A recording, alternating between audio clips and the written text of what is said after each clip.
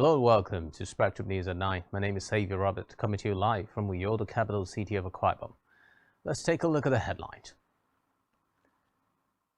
President Buhari says 9th National Assembly, one of the most productive. Federal government to provide 50% capital to army. The details of these stories and more in a moment.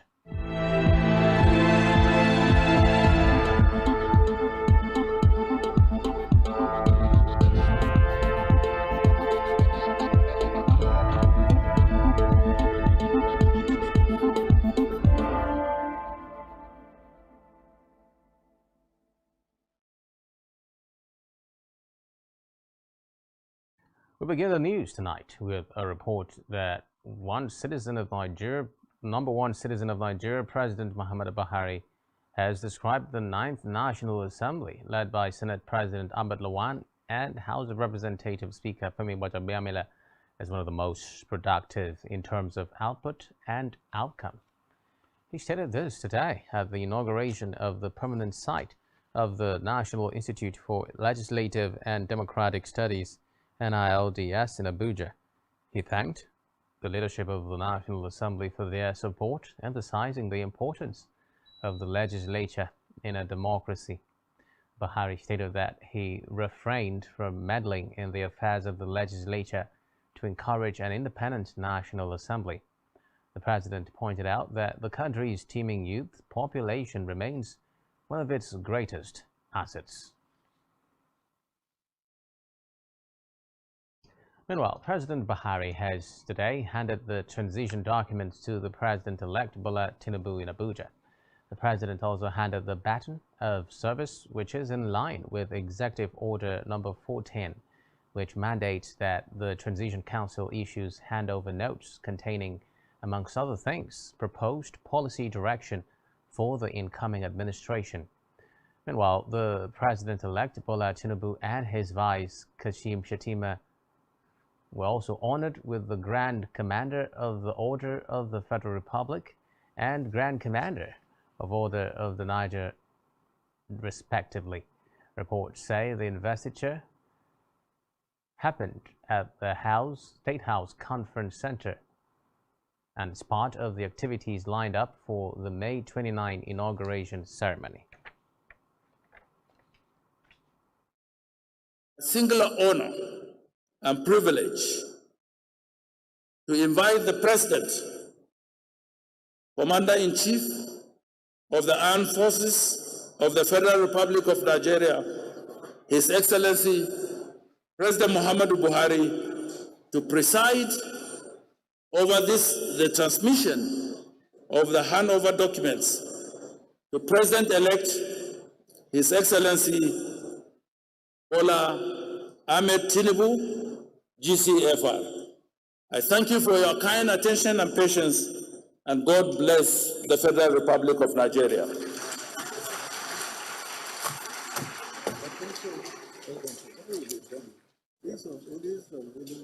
Yeah. Yes, it's all quickly done there. Oh, everything together. Oh, okay. So the next thing we are doing is to invite the President.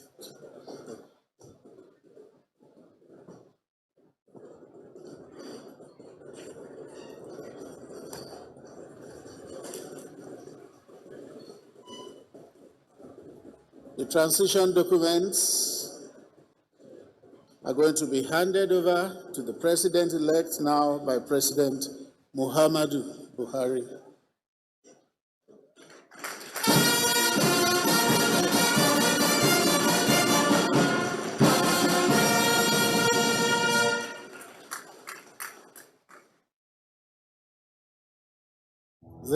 In the meantime, President Buhari has tasked all ministers in his cabinet to continue until May 29, when President-elect Bola Tinubu will be inaugurated as his successor. This was confirmed by the Minister of Information and Culture, Lai Mohammed. Mohammed also noted that the Federal Executive Council FEC has not been dissolved. And meanwhile, the presidency yesterday explained that President Buhari had approved last-minute funds few days to his transfer of power to the administration of Bola Tinubu. As he said, the government needs funds to clear debts. The special advisor to the President on Media and Publicity, Femi Adesina, stated this during a televised interview while assessing the performance of the Buhari's 8-year tenure in office.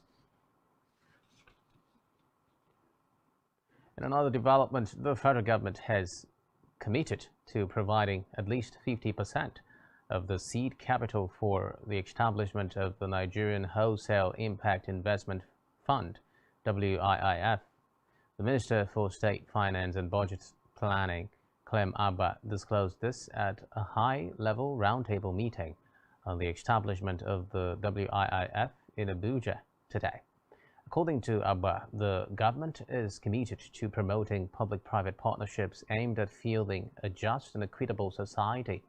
He also revealed that the present government has committed over 1.5 trillion naira to various social investment schemes over the past few years. Meanwhile, the federal government has unveiled a web portal to engage older citizens across the country. The Director General National Senior Citizens Center, NSCC, Omokaro, who made this known in Abuja, said the portal is known as the Continuing Engagement Bureau, CEB. Omokaro noted that the platform was created to collect data on retired civil servants and professionals to link them with agencies of government or organizations that may need their wealth of experience.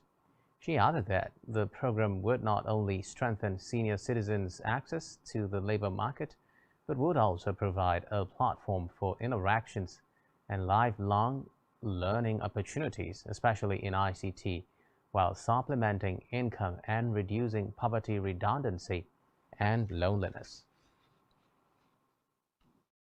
In the meantime, the Federal Executive Council (FEC) has approved contracts worth 226 billion naira and $592 million to increase power supply across the country. Briefing newsmen after yesterday's valedictory FEC meeting presided over by President Muhammadu Buhari at the State House, Abuja.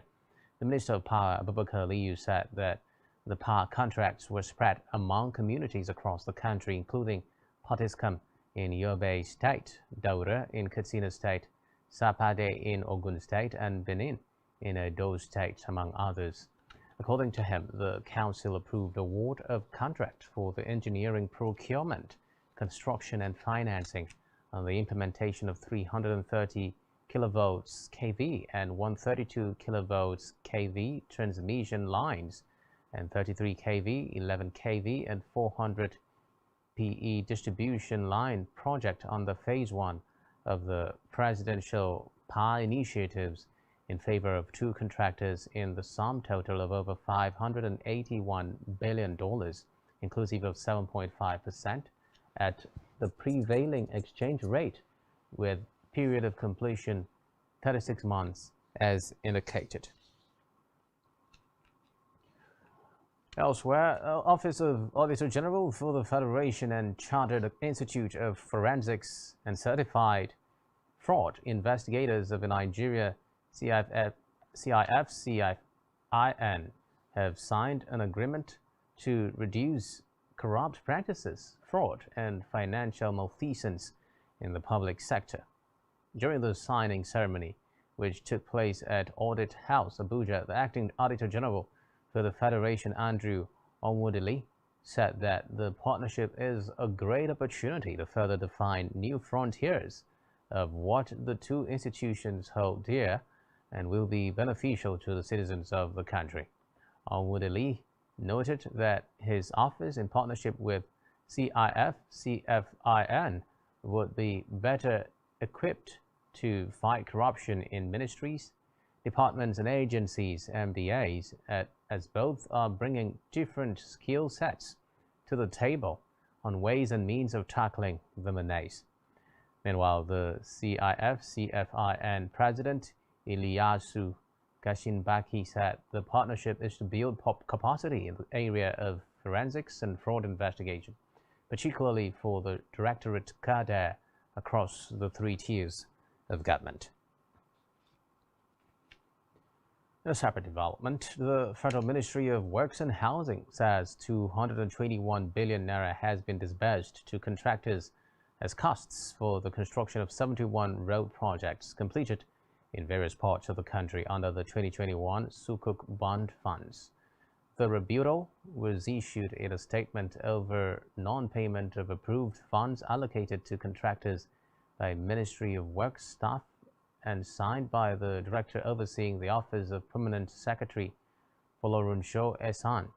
The ministry insisted that it completed the disbursement for the payment of executed contracts in the 2021 Sukuk funding, adding that the payment of a sum total of 221 billion naira ended in April 2022.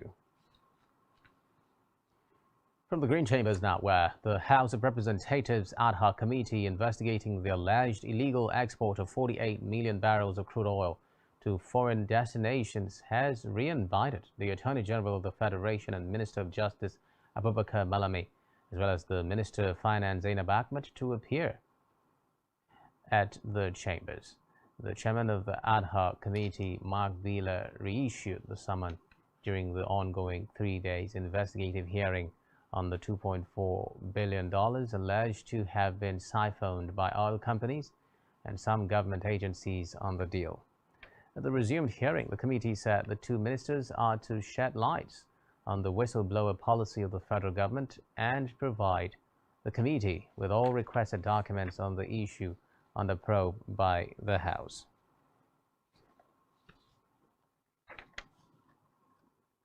To the judiciary now, where the Chief Justice of Nigeria, Justice Olukayode Ariwoola, today swore in 39 additional judges to man the election petition tribunals currently seating across the Federation.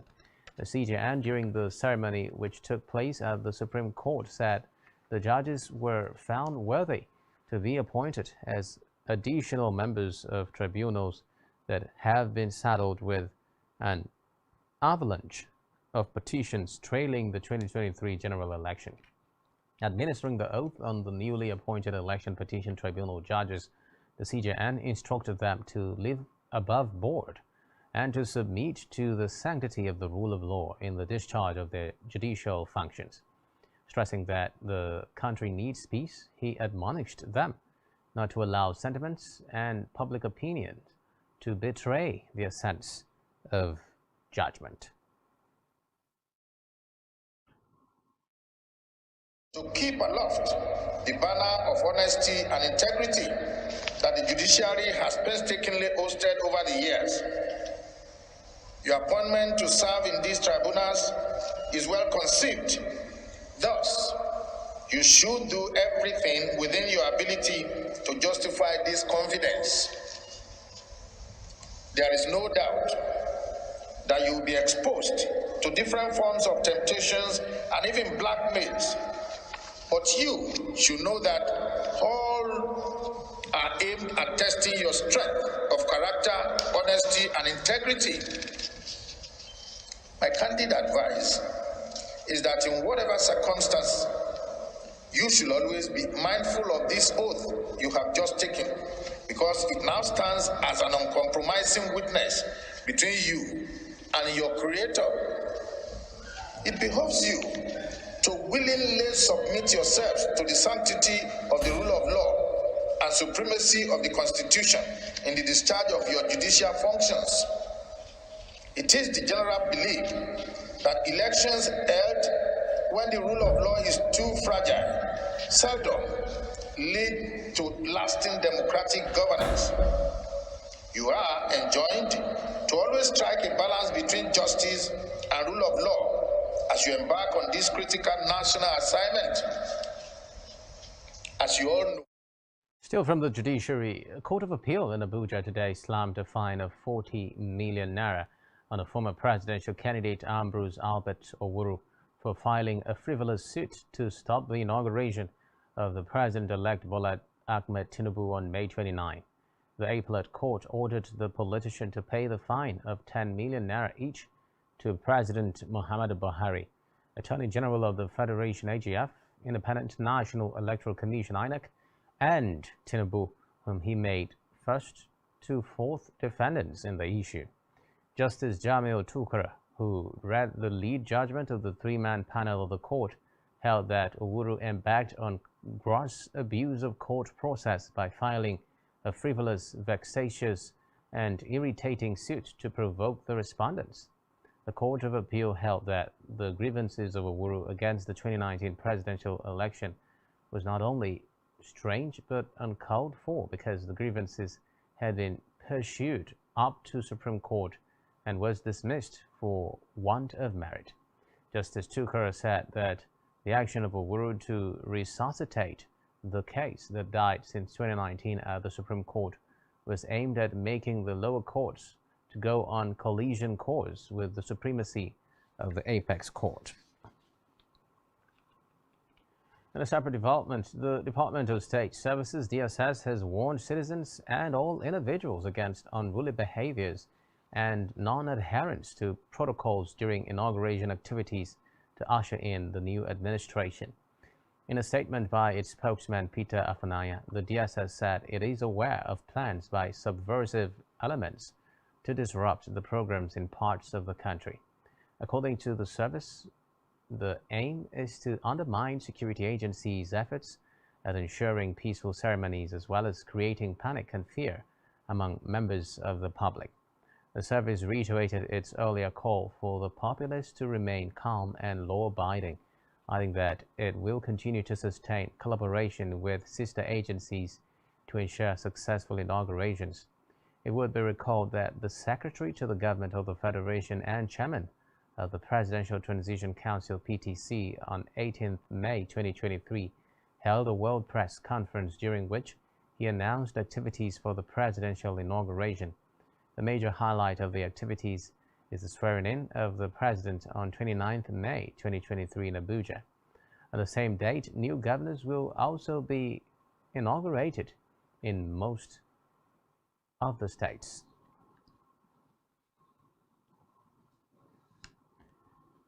Still to come in the news. Federal government approves NIN debit card merger. Do stay with us.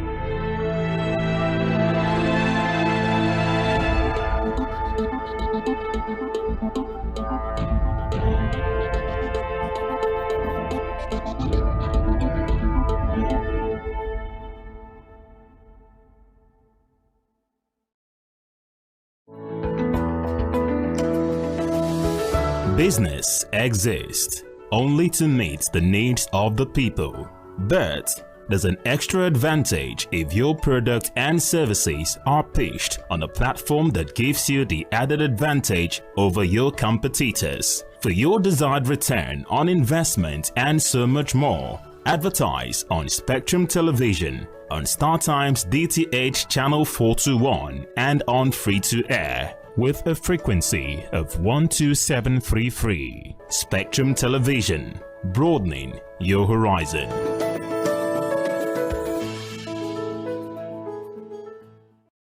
Nigerian police, which is the only one allowed by grossly abused. Our governors have to share police powers with the president as stipulated by the constitution. We do not have a federal government police force. We have the Nigeria Police Force, which shall be administered, organized, and supervised by the Nigerian Police Force. No, my lord, I want to say something. I want to say something here. Perhaps it might also enlarge the scope of people who should be invited here for examination. My lord, if we cannot find those who literally murdered Abiola, who are those people who could be said to be the beneficiaries of the death of Abiola? Rogers has linked you with some of the killings he did. He never did. He linked you with the attempted murder of Hebrew. He did not. My lord, the matters council is leading the evidence in our matters. Is this an adversary proceeding? It's not, my lord, but we can't be talking about cases which are in court, my lord. Is this an adversary proceeding? It's not, my lord. These cases are in court, my lord. I'm just reminding your lordship.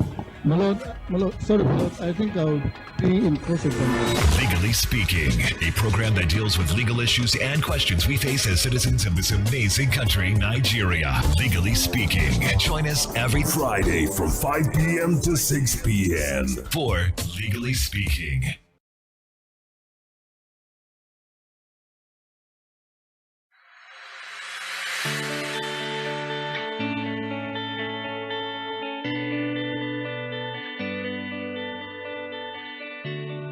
Every day, we bring you up-to-date information on topical issues affecting the common Nigerian. From issues on politics, hello Nigeria, I remain committed. Security,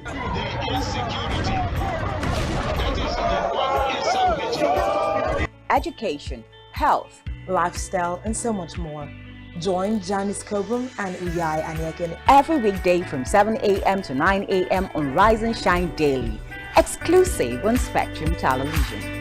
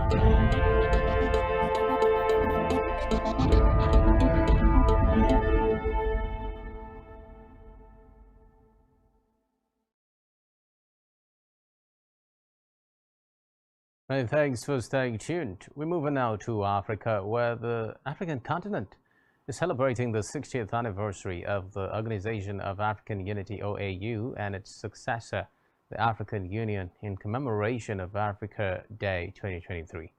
Recall that it was on this date in 1963 that 32 heads of independent African states met in Addis Ababa, Ethiopia, along with leaders from African liberation movements to craft a way forward for Africa's complete independence from imperialism, colonialism, and apartheid.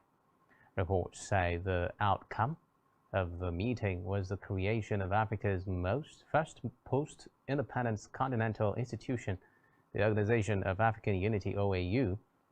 Meanwhile, all AU member states as well as African presidents have joined the celebration to celebrate the milestones achieved as well as showcase major challenges and ways forward under 2063. Still in Africa, the warring sides in Sudan have accused each other of being behind breaches of the latest ceasefire. And now, in its third day, the one-week truce was violated minutes after it came into effect on Monday night, with residents of the capital Khartoum witnessing airstrikes and artillery fire. Sporadic clashes between the army and a paramilitary group, the Rapid Support Forces (RSF), have spilled over into today. But the current ceasefire has allowed some residents to venture out of their homes for food, water, and medical care. Meanwhile, the conflict has exacerbated an existing humanitarian crisis, forced more than 1.3 million people to flee, and threatened to destabilize the region. In a related development, the UN peacekeeping mission in South Sudan has warned that the situation in the country could unravel if the war in neighboring Sudan continues. The head of the mission, Nicholas Haysom, told reporters in the capital Juba that South Sudan will unravel as a result of what is happening in Sudan, noting that the war's negative effects would be felt beyond the country. He said a disruption of South Sudan's oil pipeline to Sudan, through which the landlocked country exports all its crude oil, would have an immediate impact. He added that South Sudan and its citizens' capacity to simply get by would be affected because 90% of the services and salaries all come from the oil money. Elsewhere, Fulgen's Kaishima, one of the most wanted suspects accused of involvement in the 1994 Rwandan genocide, has been arrested in the South African town of Paarl after more than 20 years on the run. He was detained on Wednesday afternoon in a joint operation between South African authorities and a UN team which tracks down remaining fugitives. According to a UN body that handles outstanding war crimes cases for Rwanda and Yugoslavia, known as the International Residual Mechanism for Criminal Tribunals, Kaishema was one of the world's most wanted genocide fugitives. To Kenya now, where China's embassy has denied news reports that Chinese hackers attacked key state agencies in the capital, Nairobi, including the presidency. This was reportedly done to access whether the East African nation would service billions of dollars owed to Beijing.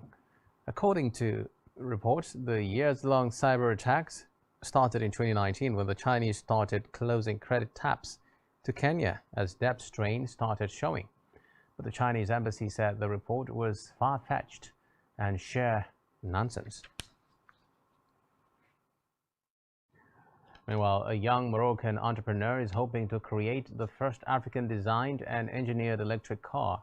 24-year-old Mohamed Yahya El Bakali, who studied and lives in the UK, has founded the Atlas E-Mobility Group, along with his business partner and engineer Hicham Senhaji Hanoun, the company, officially launching today, wants to join forces with an established international car manufacturer to produce an electric SUV, but with a traditional and distinctive Moroccan design for the car's interior. Reports say the idea is to construct the vehicles at a factory in Morocco. Meanwhile, the North African country has already transformed itself into a car-making hub for multinationals such as Renault and aims to produce 1 million vehicles a year. Still in Africa, the International Monetary Fund (IMF) has approved $3.5 billion loan agreement with Ivory Coast, which it says is designed to tackle financial challenges and assist economic transformation. The IMF said the West African country will receive nearly $500 million immediately, and further funds will be dependent on Ivory Coast making structural changes to its economy. The body noted that the loan will help the country tackle the triple shocks of the COVID pandemic, global monetary tightening, and Russia's invasion of Ukraine.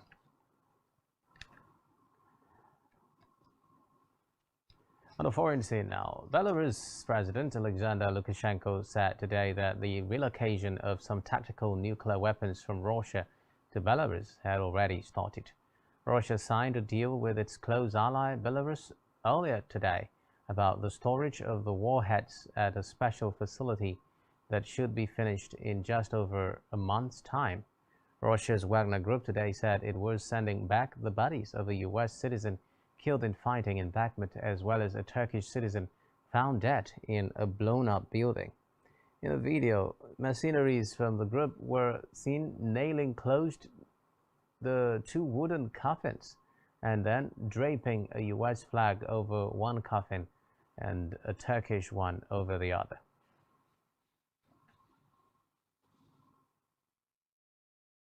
Meanwhile, Ukraine Foreign Minister Dmytro Kuleba has urged African countries to end their neutral stance over Russia's invasion as he embarks on a second tour of the continent. Kuleba noted that Ukraine's relations with African countries did not receive proper attention in the country's foreign policy for years, which led to losses. Reports say he held talks with Prime Minister Abiy Ahmed, former African Union AU Commission Chairman Moussa Faki, and Comoros President Azali Assoumani, who is the current AU chairman. Still on the foreign scene, Florida Governor Ron DeSantis has filed papers to launch his 2024 presidential campaign, teeing up 18 months of acrimony as he and Donald Trump lock horns in what is expected to be an attritional contest for the Republican nomination. Reports say DeSantis was considered a rising Republican star, but has seen his prospects dented by months of relentless attacks from the former president, who has surged into a commanding lead despite being engulfed in criminal investigations. The 44-year-old right-winger filed his documentation with the Federal Election Commission ahead of a live-stream Twitter chat with Elon Musk, where he is expected to make his formal announcement. In the meantime, net migration in the UK has hit a record of 606,000 today, heaping pressure on the government, which has pledged to cut dependency on foreign labour. Responding to the figures, Prime Minister Rishi Sunak described legal immigration levels as too high and said he will bring them down. He added that measures announced earlier this week to tighten the number of international students allowed to bring their families with them would have a significant impact in the country. In a related development, a member of the United Kingdom Parliament, Carol Monaghan, has kicked against the United Kingdom's new visa policy preventing Nigerian students and others studying in the UK from bringing family and dependents except under specific circumstances. While speaking at Parliament, Monaghan stated that students made valuable contributions to the UK's economy. According to her, international students enriched the UK society in all sectors, including healthcare, adding that many students who come into the UK look beyond their studies and want their families to be part of their experience. On business news, the federal government has said Nigerians can now request debit card issuance that doubles as their national identity card from their commercial banks. The Minister of Communications and Digital Economy, Issa Pantami, disclosed this in Abuja. He noted that the approval followed a memorandum from the National Identity Management Commission, NIMC, and that issuance comes at no cost. According to Pantami, demands for cards have swelled through the NIMC, though the NIMC Act 2007 only mandates Nigerians to have a national identity number and not necessarily a printout card. The minister added that the NIMC had partnered with the Central Bank of Nigeria on the project in order to ease up the difficult situation on Nigerians. In business, World Bank says the cash scarcity caused by the Naira redesign policy of the Central Bank of Nigeria (CBN) has pushed Nigeria's gross domestic product (GDP) below the International Monetary Fund and African Development Bank global projections. According to its World Economic Outlook for April 2023, the International Monetary Fund retained its growth forecast of 3.2% for Nigeria's economy in 2023.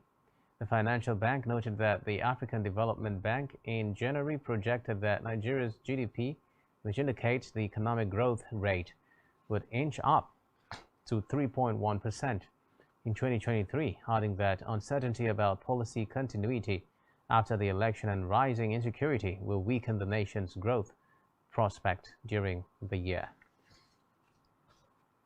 Still to come in the news. Novak Djokovic in same half as Carlos Alcaraz. Do stay with us.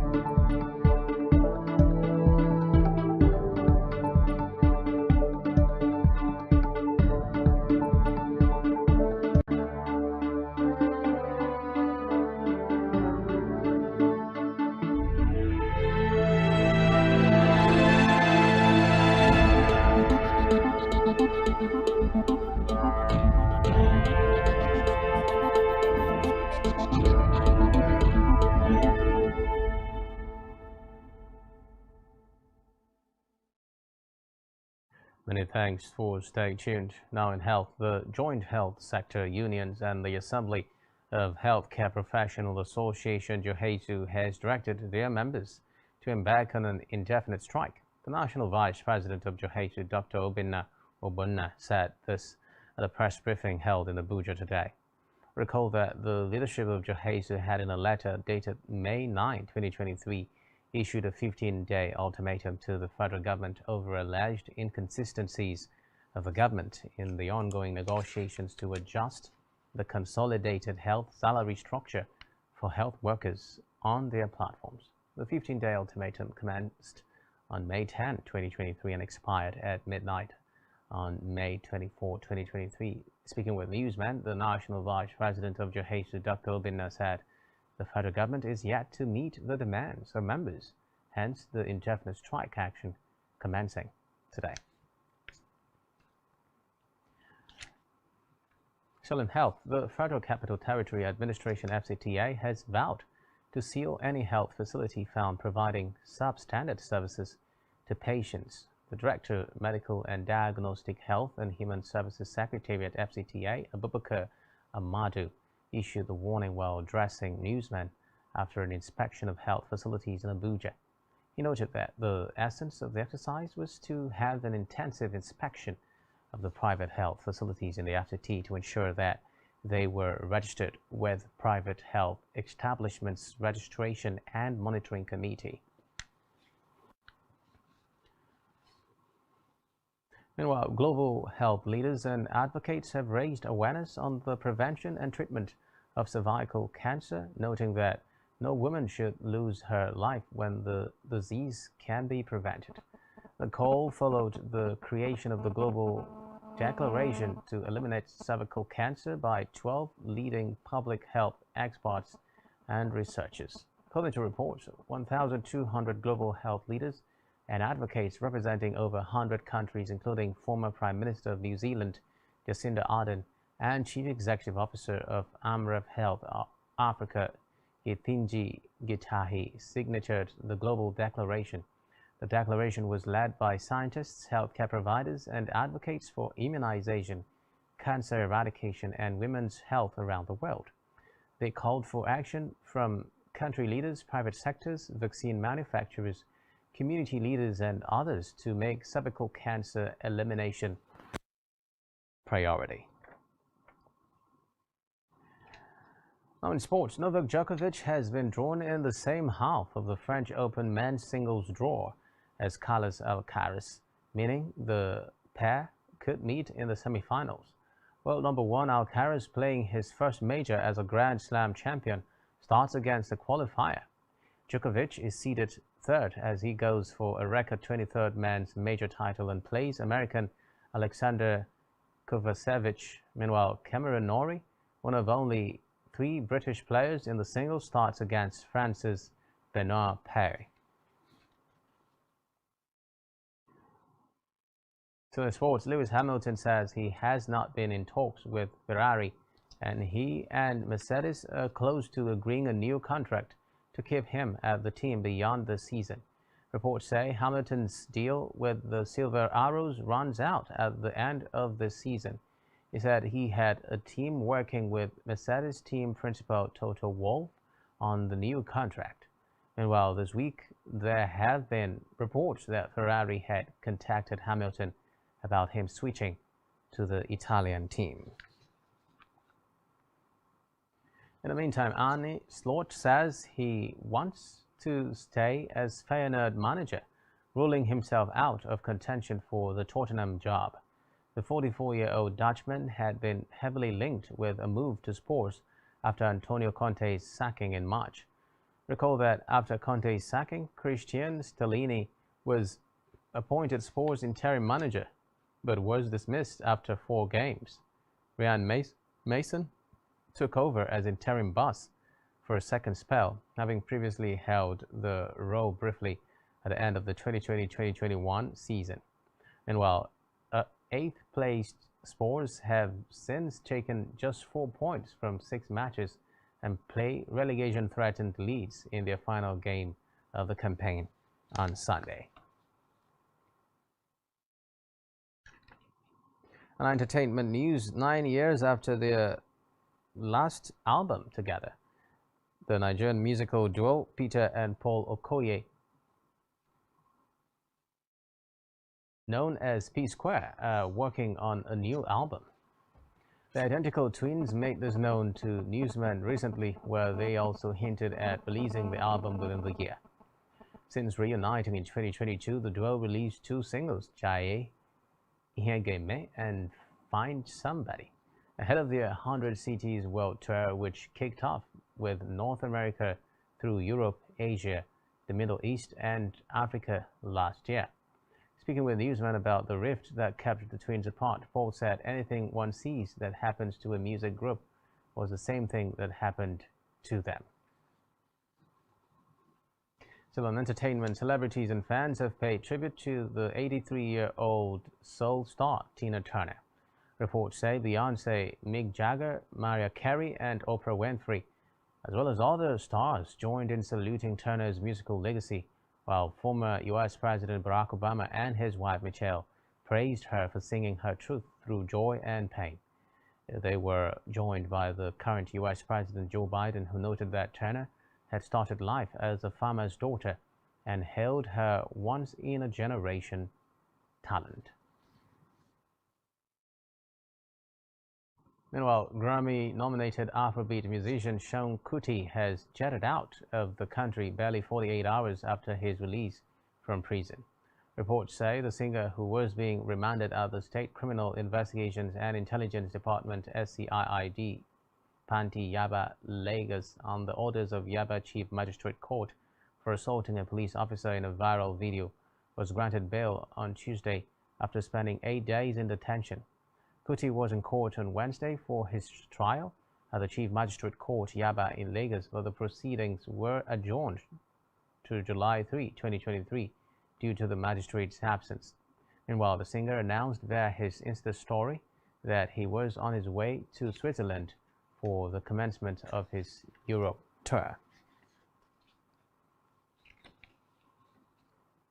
And finally, on entertainment tonight, dancehall maestro, also known as Timaya, has released a new single, My Motto, My Motto. Timaya's first single of 2023 is an Afro-Caribbean track with a catchy video shot by Jaid Ajala and fittingly set in the desert plains of California, where Timaya visually dramatizes how he assertively and melodiously convinces a beautiful woman to get in and accompany him on an ecstatic ride in his ritzy motor, with the possibility of being rewarded with just about anything she dreams of.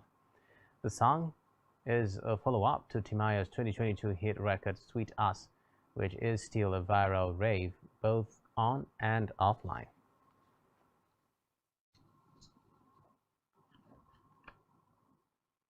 And that's all we have for you at this time. Do ensure to follow us on social media and subscribe to our YouTube channel, all of which you can find on our website, spectrumtv.ng. You've been watching Spectrum News at 9. My name is Xavier Robert. Wishing you a terrific night rest. Bye-bye for